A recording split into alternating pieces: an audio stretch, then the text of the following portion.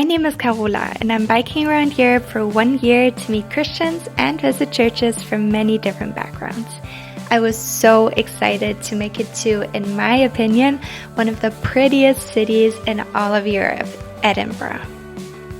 In my last video, I showed you my stay with Helen and Mike, and since the weather wasn't so great, they even gave me a lift to my next hosts, Claire and Sam, who welcomed me with a nice homemade meal. And I couldn't have had better timing with my visit, as they were organizing a really special event. I'm on my way to a ceilidh, which has been described to me as a traditional Scottish dance party, so I'm so excited. And this wasn't just any ceilidh. It was by a Christian organization that works with people who live with learning disabilities. I had the sweetest dance partners and so much fun dancing the night away.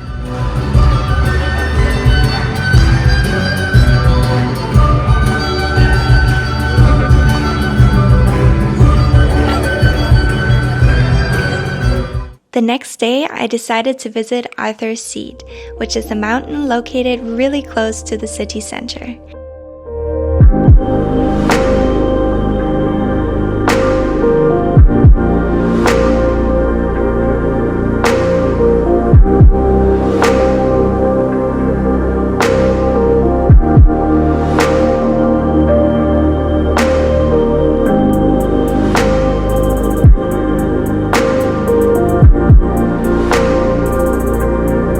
I decided not to hike up to the very top because of bad weather, but it was still such a fun activity.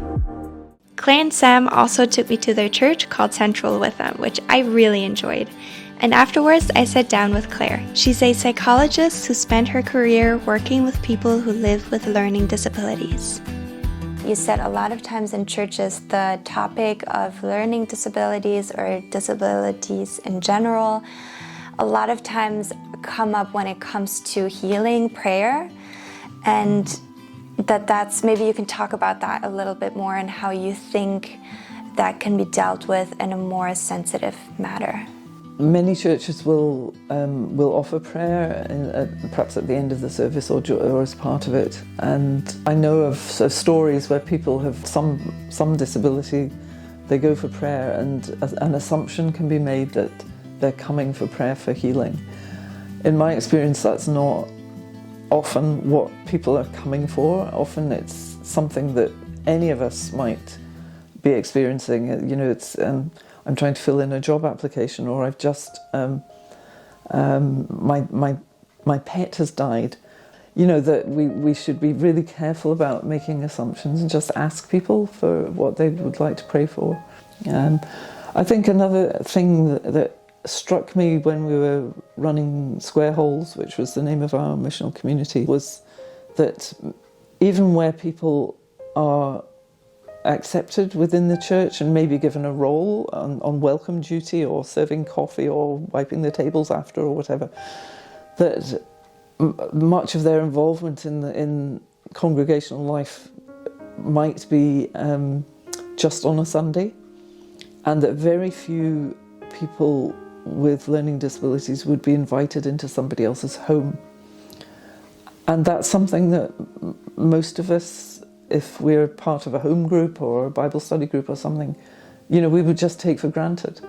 And so looking for and creating opportunities that people can, you know, be in somebody else's home, feel welcomed into their home. So one thing I always ask is, how can we pray for you? So I would love to hear from you specifically for people with learning disabilities who go to churches, how we can pray for those people. In a way, this field is not sexy, it's not fancy, it's not something that's going to hit the headlines, except when there's a scandal or something that happens in some care setting. It's quite hard to get younger people interested and involved, and yet once people have experienced those kinds of relationships with people with disabilities, it does change you and it informs you. So I think, you know, praying for more open hearts within congregations. Please don't forget to subscribe to my channel to follow the rest of my journey, and let me know in the comments if there's a place that I should visit next. I will see you as always next Thursday.